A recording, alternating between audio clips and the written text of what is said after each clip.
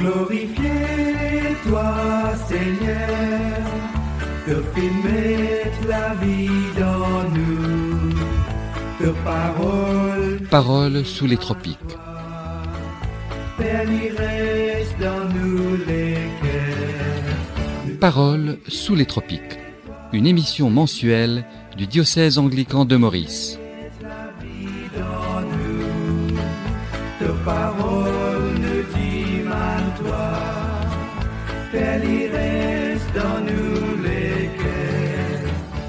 Paroles sous les tropiques est une émission qui vous est présentée chaque dernier mercredi du mois. Nous, mauvais nature, mais quand même, toi appelle-nous, parce qu'il te content nous glorifier, toi, Seigneur, te fais mettre la vie dans nous, te parole nous dit mal toi, Père, il reste dans nous les cœurs. Amis auditeurs, bonsoir et bienvenue à Paroles sous les tropiques. C'est Noël. Noël est célébré à travers le monde et dans notre pays. Pour beaucoup, cette fête est synonyme de joie, de réjouissance, de partage et d'amour. Partout règne une ambiance de fête et de joie, et on peut entendre les chants de Noël qui nous rappellent que Dieu, dans son grand amour, nous a fait cadeau d'un Sauveur, son Fils, Emmanuel, Dieu avec nous. Paroles sur les tropiques sera consacrée ce soir à cette belle fête, et par des chants, des prières, une réflexion, et vous pourrez écouter aussi le message de Noël de notre évêque, Monseigneur Sténio Andry.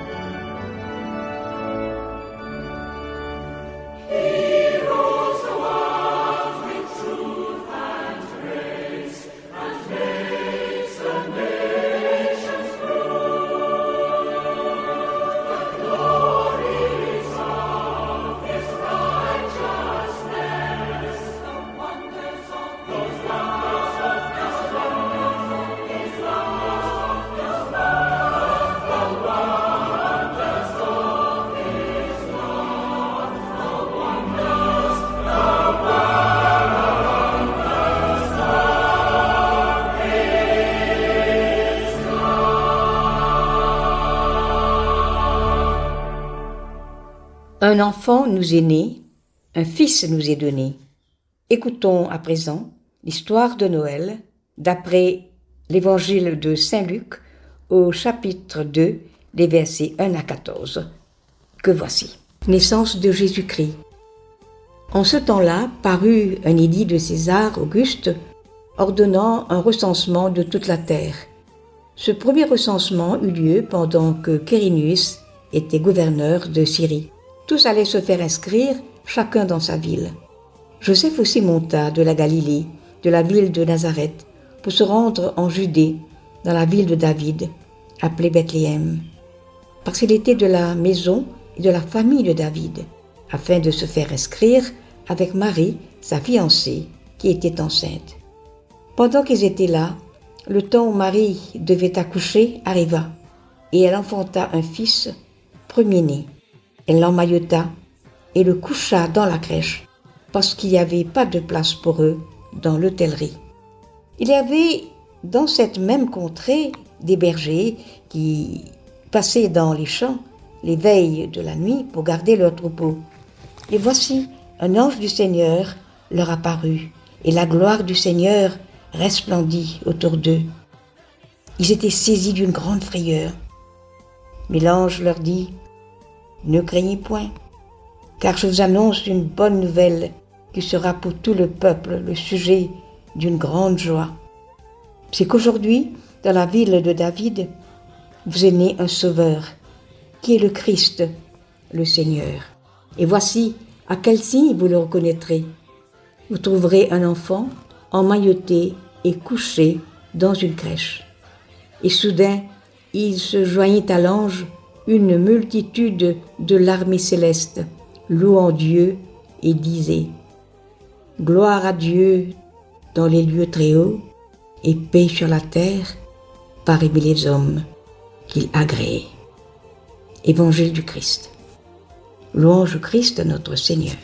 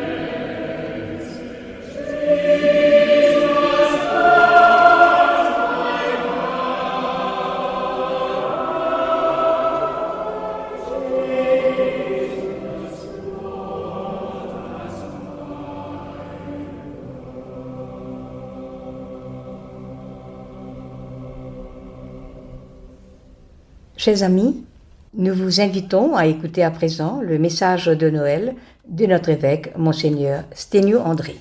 Chers auditeurs, auditrices de Paroles sur le tropique, bonsoir. C'est avec un grand plaisir que je m'adresse à vous ce soir à l'occasion de la fête de Noël. Cette période de l'année est un moment privilégié pour les personnes de toute confession et même pour celles qui n'ont aucune croyance. C'est une saison qui invite à la réflexion, au partage et à l'espoir.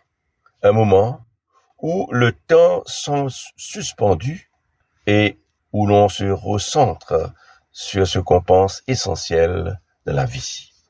Pour nous les chrétiens, Noël revêt une signification profonde, car nous célébrons le moment historique où Dieu est venu sur terre d'une manière unique. Contrairement à d'autres traditions religieuses, où les dieux peuvent être distants ou n'avoir qu'une relation symbolique, nous les chrétiens, nous croyons en un Dieu à la fois aimant et proche de nous. Notre Dieu ne s'est pas contenté de nous créer, il est devenu l'un des nôtres, prenant forme humaine en la personne de Jésus-Christ. La naissance du Christ nous rappelle la profondeur de l'amour de Dieu et son désir de se rapprocher de nous. Dieu a tant aimé le monde qu'il a donné son Fils unique Jésus-Christ pour nous sauver de nos péchés et pour nous donner la vie éternelle. C'est un événement qui illustre comment Dieu tient ses promesses, comment Dieu demeure fidèle et nous accueille dans les diverses circonstances de notre vie, que ce soit dans des moments de faiblesse, de peine ou de joie. À travers Jésus, nous voyons comment Dieu guérit, comment Dieu pardonne et nous enseigne à vivre avec compassion et grâce. Au cœur des festivités de cette fin d'année, ne perdons pas de vue ces vérités éternelles. Noël, c'est bien plus que des cadeaux et des décorations. C'est un temps pour ouvrir nos cœurs à l'amour, à la bonté et à la générosité. Réunis en famille, réunis entre amis et avec nos voisins, célébrons l'espérance et la lumière que la naissance du Christ apporte au monde. Quelles que soient nos origines, nos croyances, l'Esprit de Noël nous invite tous à réfléchir à la bonté que nous pouvons partager. Que cette période nous inspire à faire preuve de grâce, à tisser des liens et à soutenir ceux qui traversent des moments difficiles. De tout cœur, que ce Noël apporte la paix, la joie et bénédiction à votre foyer. Portons ainsi la lumière de cette période dans la nouvelle année et nous efforçons de vivre avec le même amour et la même fidélité que Dieu nous a enseigné. Au nom de la communauté anglicane de Maurice, je vous souhaite tous un joyeux Noël et une bonne année 2026.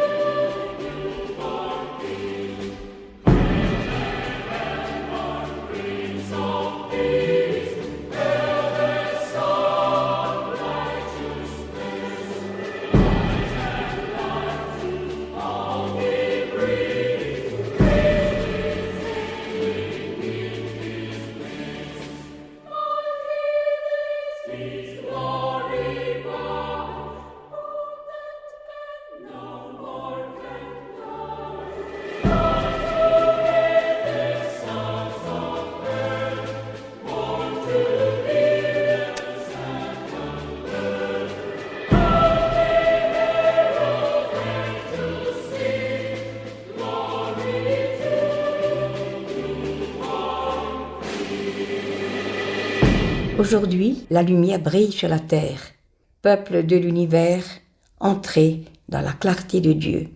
Écoutons à présent une réflexion sur la Noël par Jean Haussmann. Jésus, mon cadeau de Noël. Noël, c'est le jour joyeux de cadeaux. On offre des cadeaux aux personnes qu'on aime, qu'on apprécie le plus au monde. Nos enfants, nos parents, nos frères et sœurs, nos amis. Mais à Noël, on fête un autre cadeau, un autre présent. C'est le plus beau des cadeaux. Et c'est le cadeau que Dieu, le Père, notre Papa du ciel, nous offre pour nous prouver son amour. Ce cadeau, c'est Jésus, son Fils. Ce Jésus, est-ce que nous le connaissons? Job, après sa conversation avec Dieu, dit à Dieu: « J'avais entendu parler de toi, mais maintenant je te connais. » Bon, je pense que nous avons entendu parler de Jésus, que sa naissance fut annoncée à Marie, une jeune fille de Nazareth, fiancée à Joseph et sur le point de l'épouser. Un ange est apparu à Marie et lui a annoncé qu'elle concevrait un fils par la puissance du Saint-Esprit et qu'à sa naissance, elle devra l'appeler Jésus. Est-ce que nous connaissons le sens du nom Jésus? Jésus veut dire celui qui sauve, le Sauveur.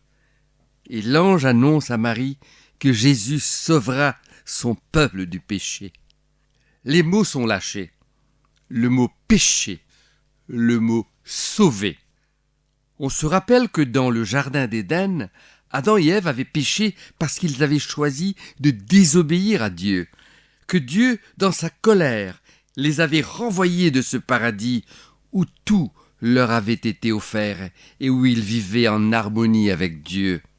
Cette harmonie est désormais brisée, cette entente est désormais brisée, et le salaire du péché, c'est la mort. Désormais l'homme ne vivra pas éternellement, mais il va mourir.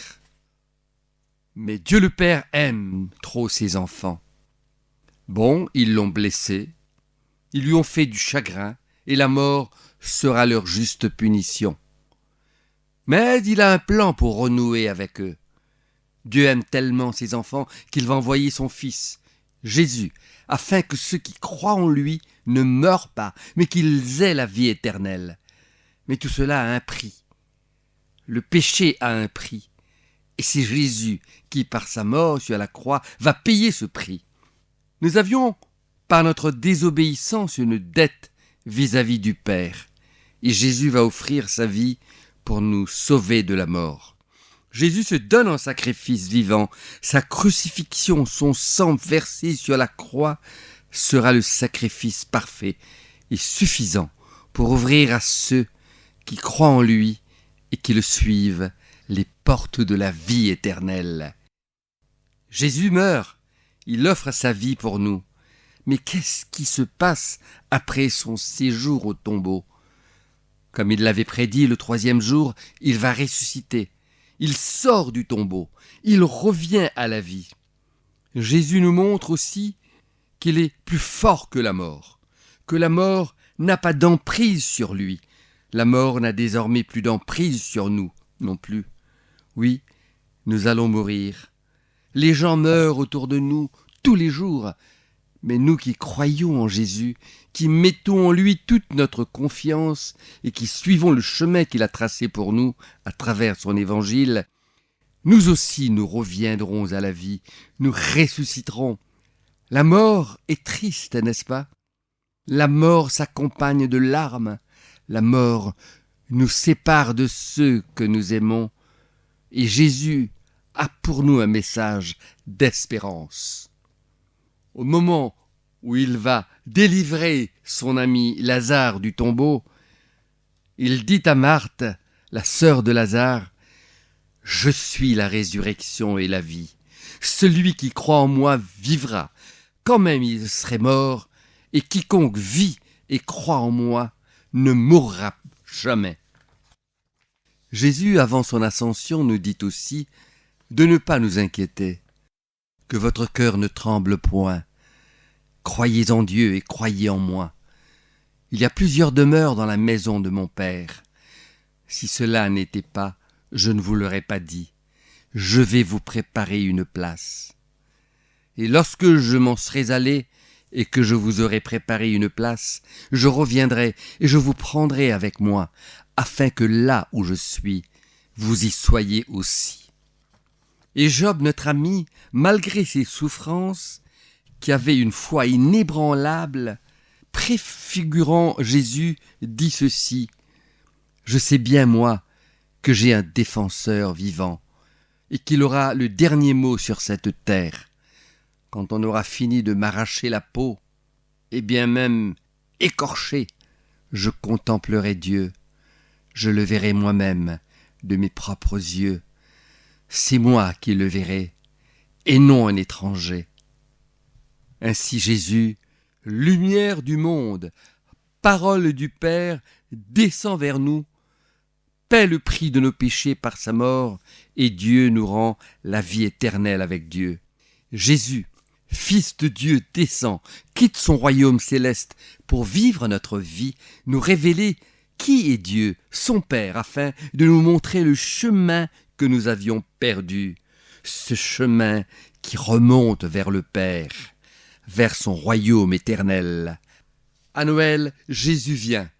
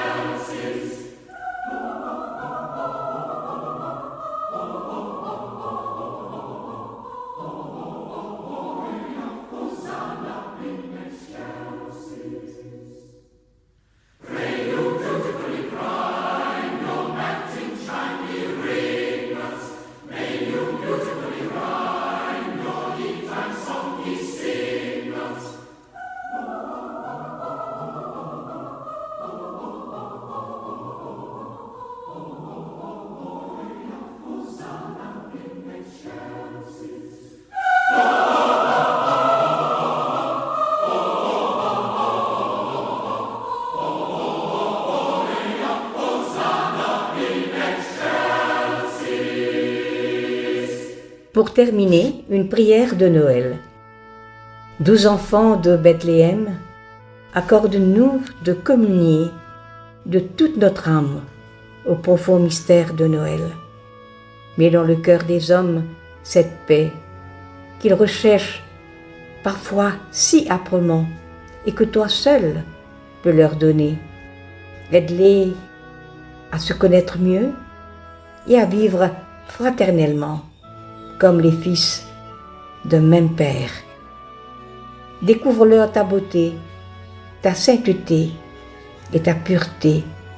Éveille dans leur cœur l'amour et la reconnaissance pour ton infinie bonté. Unis-les tous dans ta charité et donne-nous ta céleste paix. Amen.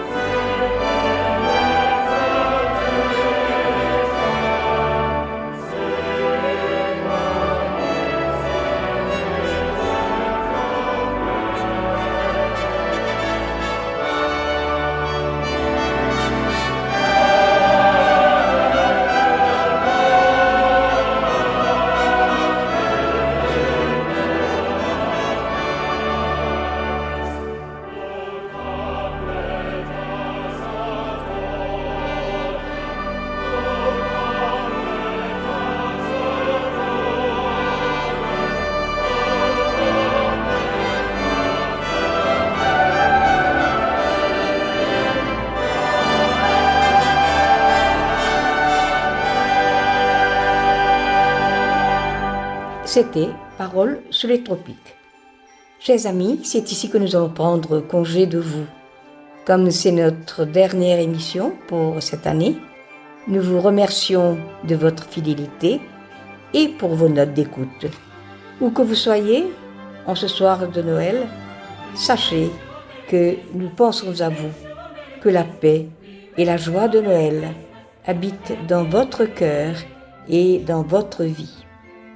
Alain et Jean se joignent à moi pour vous souhaiter un joyeux Noël et une bonne et sainte année 2026. Au revoir.